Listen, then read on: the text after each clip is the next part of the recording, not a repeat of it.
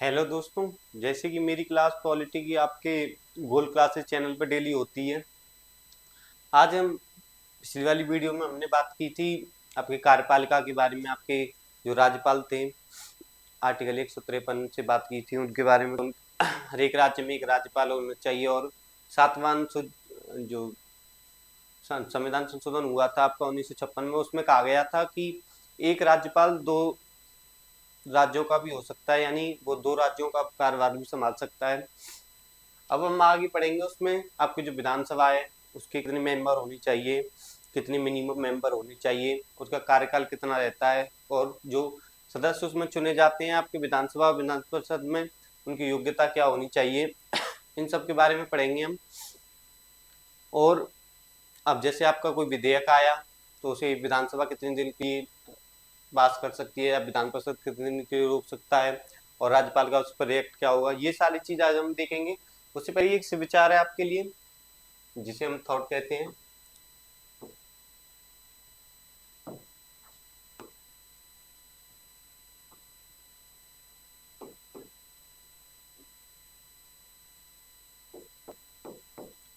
निंदा से घबराकर अपने लक्ष्य को ना छोड़ें, क्योंकि लक्ष्य मिलते ही निंदा करने वालों की राह बदल जाती है। जो आपकी राय होती है आपके बारे में, ओपिनियन होता है उनका, वो बदल जाता है।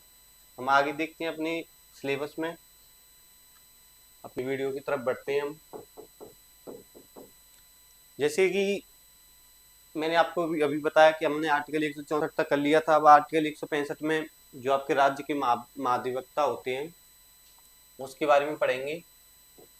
उसकी योग्यता क्या है, उसका कार्य क्या है, उसे अपॉइंट कौन करता है, यानी उसका नियुक्ति कौन करता है, और और बाकी चीज जो देखते हैं उनका वेतन क्या होता है।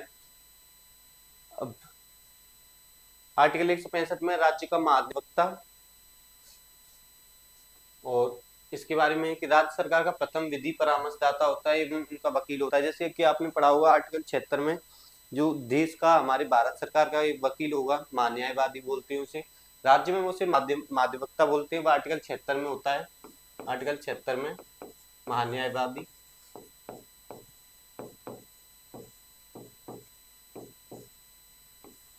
उसी आर्टिकलों से थोड़ा हटके बनाया गया है इसे। जैसे कि हम 6 में से एक घटाएं 5, एक यहाँ से ले लें और एक इसके आगे लगा दें तो 165 बन जाता है। ये आर्टिकल कुछ याद करने की ट्रिक है, आप भी याद कर सकते हैं अपनी ट्रिक बनाकर। राज्य सरकार का प्रथम विधि परामर्शदाता एवं उनका वकील होता है। अपॉइंट कौन करता है इसे, यानी इसकी नियुक्ति कौन करेगा आपके महाधिवक्ता की, वो राज्यपाल हैं। ये राज्यपाल के साल पर्यंत कार्य करेगा।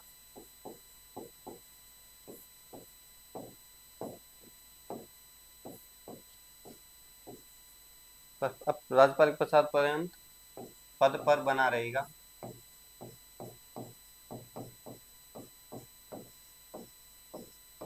यानी आपके राज्यपाल चाहेंगे तब तक ये पद पर रहेंगे महाधिवक्ता। पद पर रहते हुए प्राइवेट प्रैक्टिस कर सकता है, यानी जैसे कोई कोई अनदर उसके पास कोई भी केस आया तो उसकी प्रैक्टिस कर सकता है, या फिर कहीं अन्य हाई कोर्ट में जाकर कोई भी अपनी वकालत कर सकता है। वो उसके कार्य हैं वो कर सकता है पद के अलावा। और लेकिन महान न्यायवादी में हमने पढ़ा था वो ऐसा कुछ नहीं कर सकता, वो सिर्फ भारत सरकार के ही सारे कार्य करेगा। अब राज्य के खिलाफ ना कोई सलाह दे सकता है, ना ही मुकदमा लड़ सकता है। ये तो इम्पोर्टेंट चीज है, क्योंकि राज्य का वकील है, उसका परामर्शदाता है विधि का। अब वो राज्य के खिलाफ ही लड़ेगा तो कैसे काम चलेगा। तो राज्य के खिलाफ ना कोई सलाह दे सकता है किसी वकील को, या किसी और जो अपोनियन जो राज्य पर कोई केस दायर करता है तो उसके खिलाफ ना ही उसे कोई सलाह दे सकता है, ना ही उसके मुकदमा लड़ सकता है कोई अन्य राज्य के खिलाफ। योग्यता क्या होगी इसकी, हाईकोर्ट के जज की तरह से होगी। आपको पता है जैसे कम से कम 5 वर्षों तक किसी डिस्ट्रिक्ट कोर्ट में वकील रहा हो, या फिर या जज रहा हो, 10 वर्षों तो उसने वकालत की हो, ऐसी उसकी योग्यता होती है कि वो भारत का नागरिक होना चाहिए। यही योग्यताएं हैं जो कि हाईकोर्ट की तरह अच्छी हैं। जो हाईकोर्ट का न्यायाधीश बनता है आपका, उस जैसी है इसकी योग्यताएं। कार्यकाल है इसका नॉट डिसाइडेड, यानी निर्धारित नहीं है।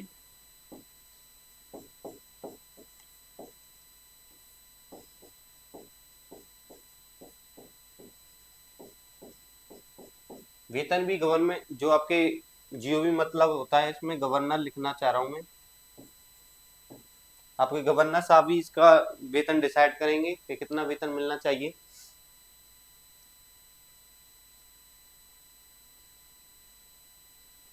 इस वाली स्लाइड में हमने ये सब सारी चीजें देख ली कि आर्टिकल 165 में राज्य का महाधिवक्ता वो राज्य सरकार का प्रथम विधि परामर्शदाता होता है एवं उनका वकील होता है। अपॉइंट कौन करता है इसे, यानी इस नियुक्ति राज्यपाल करेंगे, जो राज्यपाल के प्रशासन पद पर बना रहेगा। पद पर रहते हुए प्राइवेट प्रैक्टिस कर सकता है। आपको मैंने बताया जैसे कोई केस लड़ सकता है, राज्य के खिलाफ ना कोई सलाह दे सकता है, ना ही मुकदमा लड़ सकता है। योग्यताएं कि हाईकोर्ट की तरह है, हाईकोर्ट के जो न्यायाधीश होता है उसकी तरह है। कार्यकाल उसका कोई डिसाइडेड नहीं है, जब तक राज्यपाल चाहेंगे तब तक अपने पद पर रहेगा। वेतन भी गवर्नमेंट जो आपके गवर्नर साहब हैं वो डिसाइड करते हैं, कोई निर्धारित वेतन नहीं है इनका। अब आगे देखते हैं हम इसमें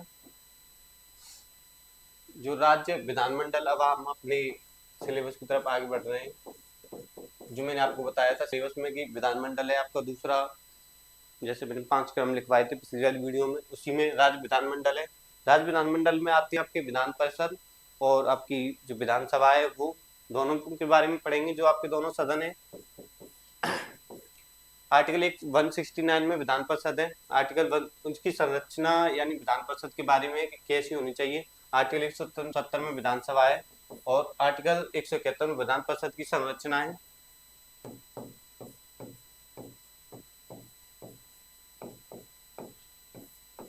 ये सारी चीजें हैं ऐसे। और आगे देखते हैं हम इसमें ऐसे राज्य जहां विधानसभा के साथ साथ विधान परिषद भी है, उन राज्यों में काउंटिंग कितनी है, 6 है। ऐसे राज्य यहाँ पे विधान परिषद के साथ साथ विधानसभा भी है, या विधानसभा के साथ साथ विधान परिषद है, यानी सेकंड हाउस है। वो 6 राज्य हैं। पहला यूपी, महाराष्ट्र, बिहार, आंध्र प्रदेश, तेलंगाना, कर्नाटक। इसकी एक ट्रिक मैंने बनाई है।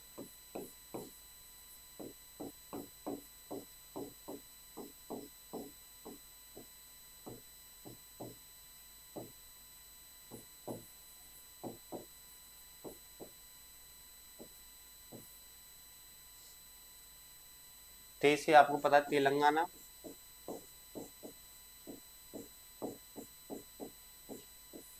से आंध्र प्रदेश, इसे एपी लिख देता हूँ, आंध्र प्रदेश मतलब एपी। म से महाराष्ट्र और ब से बिहार, क से कर्नाटक और ऊ से उत्तर प्रदेश, आपका यूपी उत्तर प्रदेश। ये आप ट्रिक भी देख सकते हैं, त्याम बिकाऊ, तेलंगाना, आंध्र प्रदेश, महाराष्ट्र, बिहार, कर्नाटक और उत्तर प्रदेश। इसके तहत आप याद भी कर सकते हैं इन 6 राज्यों को, क्योंकि पूछ लेता है एग्जाम में। इम्पोर्टेंट चीज है ये कि कितने राज्यों में विधानमंडल है, आपका जो विधान परिषद है वो कितने राज्यों में, और अगर 4 ऑप्शन आएंगे उसमें कोई अनदर भी हो सकता है, या फिर ये भी पूछ सकता है कि इनमें से किस में नहीं है, तो आप इसके तहत ये भी याद कर सकते हैं या आप डायरेक्ट याद कर सकते हैं इसे।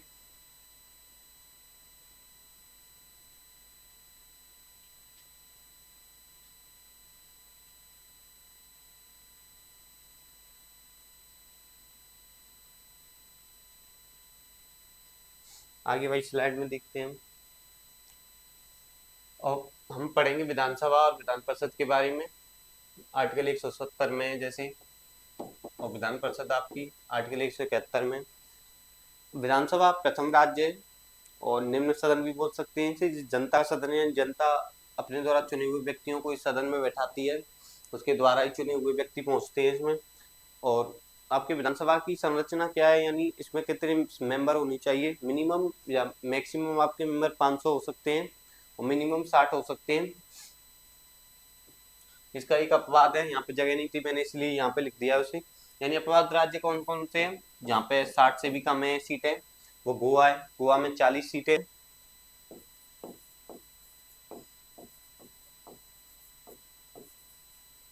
ऐसे राज्य जहाँ पर 60 से भी कम है उन्हें अपवाद राज्य में रखा है मैंने, मतलब उससे भी कम है। आपका गोवा, गोवा में 40 है, मिजोरम में 40 है, और आपके सिक्किम में जो आर्टिकल आपको पता है 101 अक्टूबर या 1975 में आपका राज्य में जोड़ा गया था, वो इस राज्य का दर्जा मिला। सिक्किम में 32 है, और उससे जैसे डायरेक्ट इलेक्शन 5 होता है इनका, जो विधानसभा के सदस्य होंगे उनका डायरेक्ट इलेक्शन होगा, हर 5 वर्ष में होगा। जनता डायरेक्टली चुनती है, यानी जनता वोट डालती है और इसे चुनती है इन्हें। और विधान परिषद के बारे में देखते हैं हम, जैसे उच्च सदन है ये, अपर हाउस जिसे बोल सकते हैं हम, और सेकंड हाउस भी बोल सकते हैं, द्वितीय आपका सदन है। अप्रत्यक्ष सदन है, यानी इसमें कोई प्रत्यक्ष चुनाव नहीं होता है इनका। जैसे यहाँ पे जनता आपकी चुनती है लोगों को, आपके सदस्यों को जो आपके विधायक बनते हैं। यहाँ विधान परिषद में ऐसा नहीं है, क्योंकि इसका जो विधानसभा के सदस्य होंगे वही चुन के इसमें भेजेंगे, और भी जो सिलेक्शन प्रोसेस है वो अभी मैं आपको बताऊंगा उसे। और इसमें संरचना क्या है इसकी विधान परिषद की, इसमें मैक्सिमम वो इतने सदस्य हो सकते हैं कि उस राज्य की विधानसभा के 1/3 सदस्य, यानी कि जैसे हम देखते हैं कि 300 सदस्य हैं, अगर विधानसभा की 300 सीटें हैं, तो आपके विधान परिषद में कम से कम 100 सीटें होनी चाहिए। मैक्सिमम में इसकी 100 सीटें, मिनिमम 40 सीटें हो सकती हैं उसमें, 40 से कम नहीं होंगी। आगे देखते हैं हम विधान परिषद के बारे में देखते हैं। जैसे विधान परिषद की अब संरचना, मतलब जो लोग सेलेक्ट करके उसमें भेजते हैं, उसमें पहले नॉमिनेटेड, यानी आपके राज्यपाल जो नियुक्त करते हैं उसमें नॉमिनेट करते हैं, लोगों को भेजते हैं उसमें, जो कि विधान परिषद के सदस्य बनेंगे। आर्टिकल 171 में है जो, उसमें 1/6 यानी 1/6 सदस्य आपके गवर्नर साहब नॉमिनेट करते हैं। वो किन किन क्षेत्रों से हो सकते हैं, वो साहित्य कला में, यानी इन क्षेत्रों में साहित्य कला, विज्ञान, समाज सेवा, पत्रकारिता में उसने उत्कृष्ट योगदान दिया हो और आपके समाज को आगे लेकर चला हो, या विज्ञान में कोई उत्कृष्ट कोई खोज की हो, या कोई आविष्कार किया हो, और या साहित्य कला में कोई विशिष्ट उपलब्धि प्राप्त की हो, और पत्रकारिता में उनको लोगों को आप वो नॉमिनेट करके 1/6 सदस्यों को उसमें दे सकते हैं आपके विधान परिषद में। 1/6 सदस्य हम देख सकते हैं, जैसे मैं मानूं कि 60 सदस्य हैं, 60 में से कम 10 सदस्य आपके राज्यपाल नियुक्त करेंगे, और बाकी के बचे 50 सदस्य वो ऐसे इलेक्टेड होंगे, जैसे 1/3 सदस्य आपके ग्राम पंचायत या नगर निगम या स्थानीय प्राधिकरण बोलते हैं इन्हें, ये चुन के भेजेंगे। जैसे आपको ग्राम पंचायत अपने एरिया से कम 1/3 मान सकते हैं हम इसमें, 60 में से 20 सदस्य आपकी ग्राम पंचायत, नगर निगम, स्थानीय प्राधिकरण से आएंगे। 1/3 सदस्य आपके विधानसभा सदस्यों द्वारा चुने जाएंगे, और 1/2 या हाफ आप सदस्य शिक्षकों द्वारा, यानी ऐसे शिक्षक जो माध्यमिक स्तर के उच्चतर स्कूलों में पढ़ा रहे हैं, जैसे प्रोफेसर वगैरह हैं, वो लोग सदस्यों को चुन के भेजेंगे, या उनके दौरान चुना हुआ व्यक्ति आपके विधान परिषद में बैठेगा, और वो कम से कम 3 वर्ष से ज्यादा समय से पढ़ा रहे हो ऐसे व्यक्ति चुन सकते हैं उसे।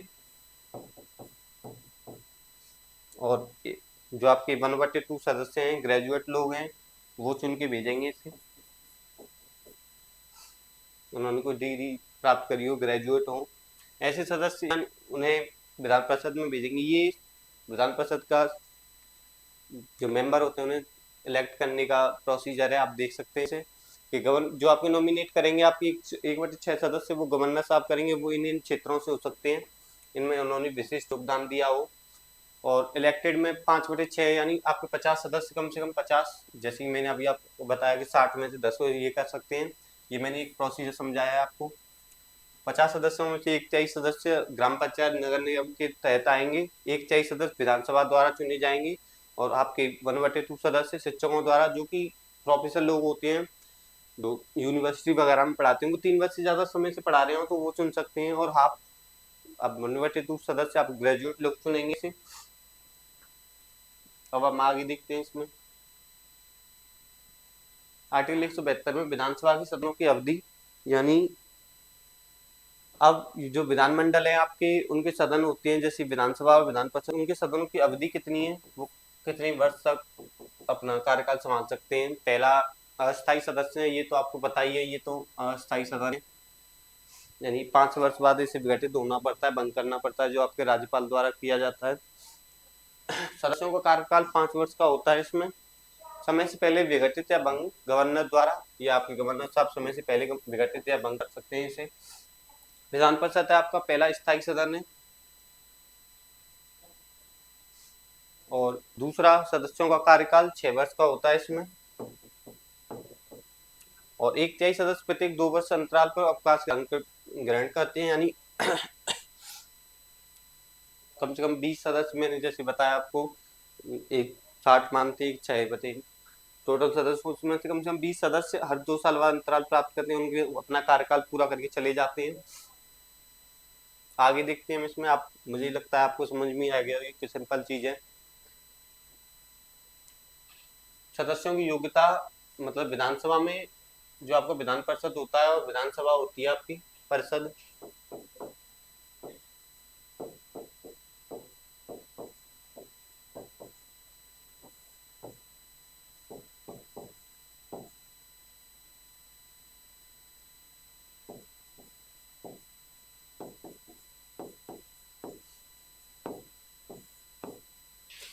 मिनिमम मतलब पहले एज पर डिफाइन करते हैं उसकी योग्यता की, जैसे कि विधान परिषद में मिनिमम कम से कम 30 वर्ष का होना चाहिए, और आपके विधानसभा में कम से कम 25 वर्ष का होना चाहिए वो व्यक्ति जो योग्यता रखता हो इन सदस्यों में जाने की, यानी इलेक्टेड होने की, उन्हें चुनने के लिए योग्यता होनी चाहिए। कम से कम विधान परिषद में 30 वर्ष की आयु पूरी कर चुका हो, मिनिमम उसकी आयु होनी चाहिए, और 25 वर्ष की आयु, मिनिमम 25 वर्ष की आयु होनी चाहिए, या उससे भी ऊपर भी हो सकती है। अब इनकी और जैसी योग्यताएं होती है कि पहला वो भारत का नागरिक होना चाहिए,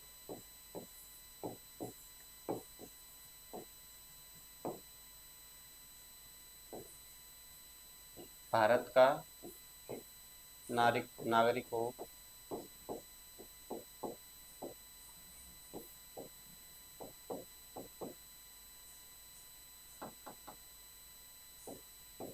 दूसरा वो पागल या दिवालिया नहीं होना चाहिए, दिवालिया मतलब बिल्कुल कंगाल, भाग जाता है, पागल या दिवालिया नहीं हो,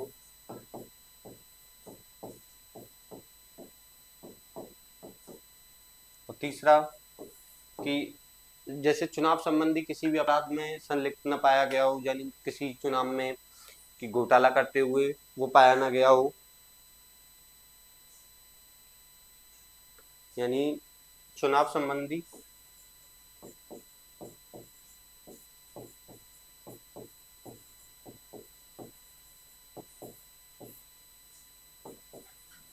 किसी अपराध में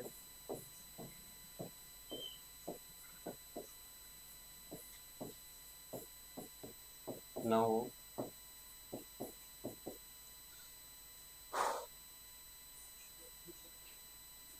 और आपको पता चौथी चीज होती है कि संघ राज्य या जो आपके स्थानीय प्राधिकरण होता है,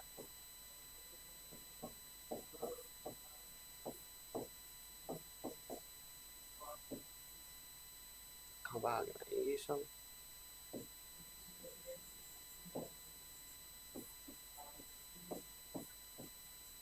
किसी लाभ के पद पर ना हो, संघ राज्य या स्थानीय प्राधिकरण में लाभ के पद पर ना हो,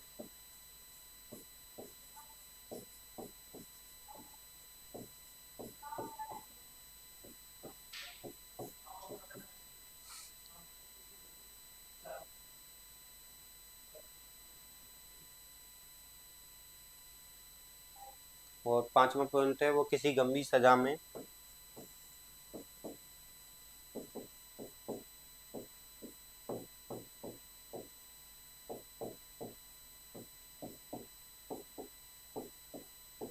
संलिप्त ना हो,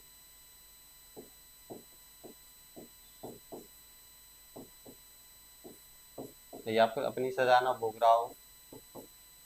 ये उसकी कुछ योग्यताएं, इसके तहत इनके योग इन इन योग्यताओं को देखते हुए उन्हें सदस्य को चुन लिया जाता है। अब आगे हम बढ़ते हैं आपके आर्टिकल 174 की तरफ।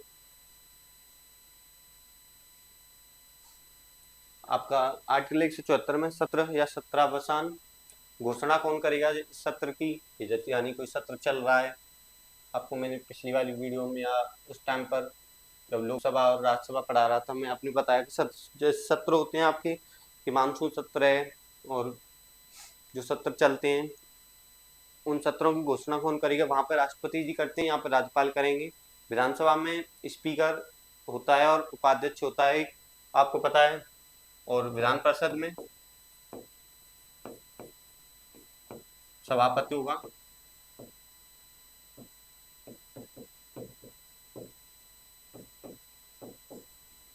और उपसभापति होते हैं उसमें। यानी विधानसभा में जो मेन होते हैं या जो बातों लोगों की बातें सुनते हैं या उन्हें बोलने का अधिकार देते हैं वो स्पीकर होता है और विधान परिषद में सभापति होता है। अब हम इस टेबल को समझते हैं। यानी इस टेबल में क्या है, जैसे साधारण विधेयक है आपका,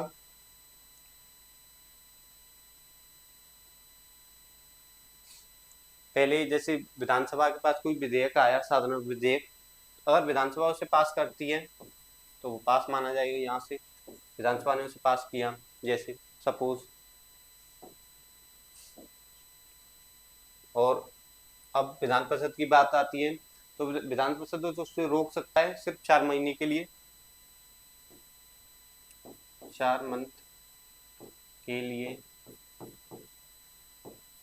रोक सकती है।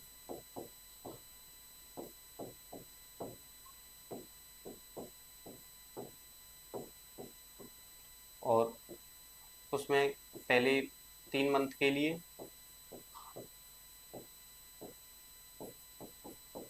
फिर बाद में 1 मंथ के लिए,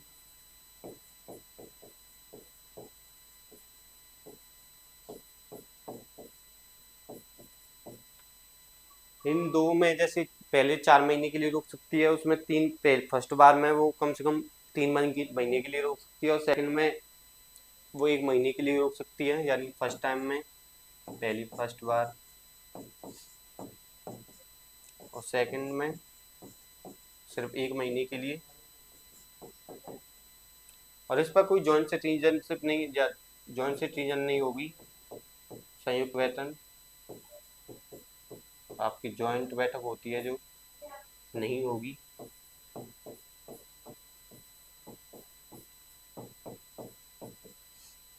आपके राज्यपाल साहब क्या कर सकते हैं इसमें?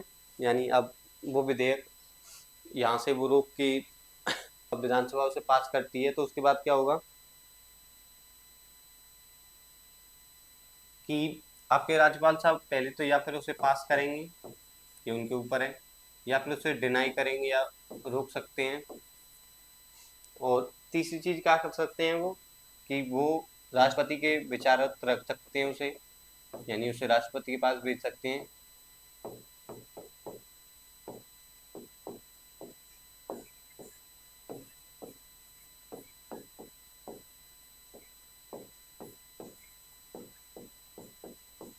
और तीसरी चीज,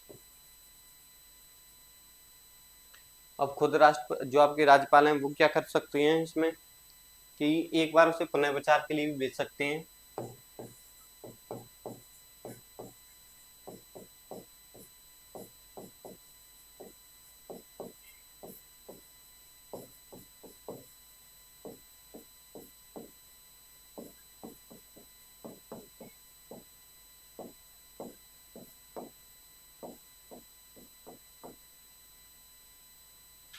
और ये तो फर्स्ट केस हुआ कि पास होता है विधानसभा से, तो क्या होगा अगर, मैं मानता हूँ पहले विधानसभा में आया, अब अगर वो पहले विधान परिषद में आता है तो क्या होगा, यदि प्रस्ताव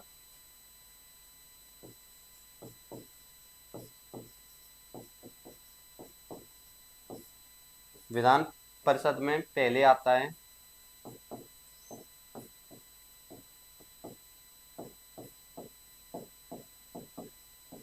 तो उसे विधानसभा के पास भेजेगी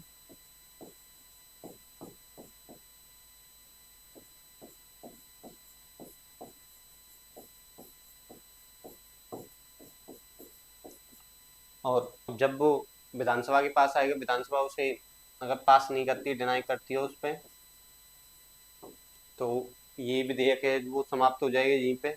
या इसे हम लिख सकते हैं कि विधानसभा ने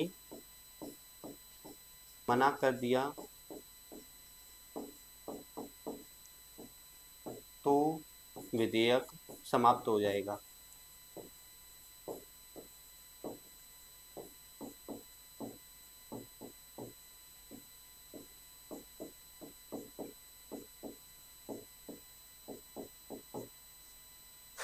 ये बात थी साधारण विधेयक के बारे में। अब हम मनी बिल के बारे में बात करेंगे कि आपको पता है कि सबसे पहले मनी बिल तो आपको विधानसभा में प्रस्तुत होगा। ये विधानसभा में सबसे पहले आएगा या विधानसभा में प्रस्तुत होगा सबसे पहले।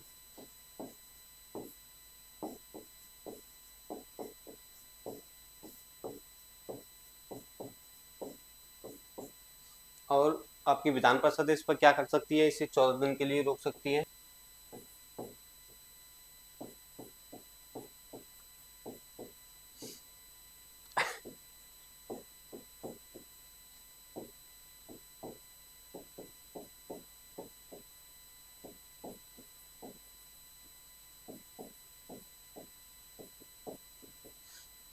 अब राज्यपाल साहब क्या करेंगे, इसे पास करेंगे या फिर आपके राष्ट्रपति के पास विचारत रखेंगे।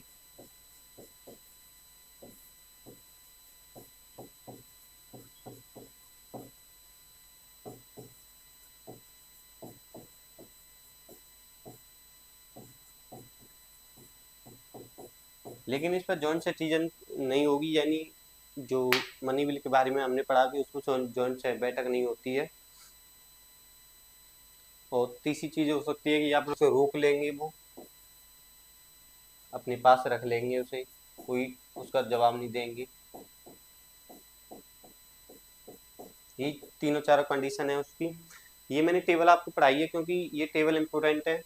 इसे आप खुद एक बार समझ के खुद भर के देखना, तो इससे आप समझेंगे कि उसको क्या क्या अधिकार है, विधानसभा को, विधान परिषद को, और राज्यपाल उस पर क्या क्या एक्शन ले सकते हैं, क्योंकि ये पेपर में बहुत पूछी जाती हैं ये चीज़ें, ये इम्पोर्टेंट है।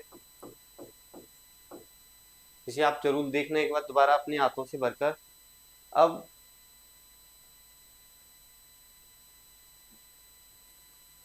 यानी इससे आगे हम कल वाली वीडियो में बात करेंगे कि आपके हाई कोर्ट्स होते हैं वो,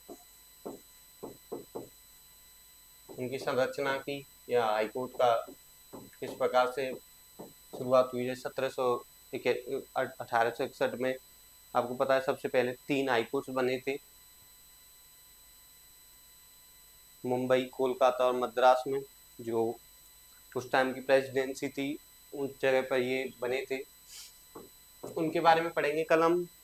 ये वाला टॉपिक हम कल पूरा कर लेंगे, हाई कोर्ट का बारे में देख लेंगे। और वो भी देख सकते हैं हम, जैसे कि हाई कोर्ट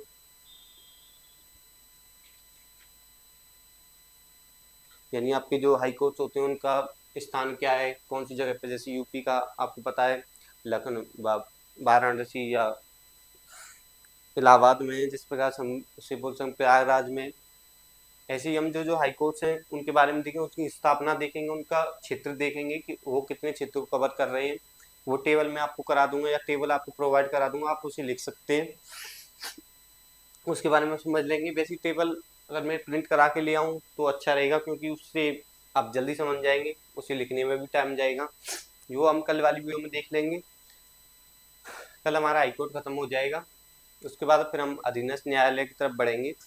आज की वीडियो में इतना ही, धन्यवाद।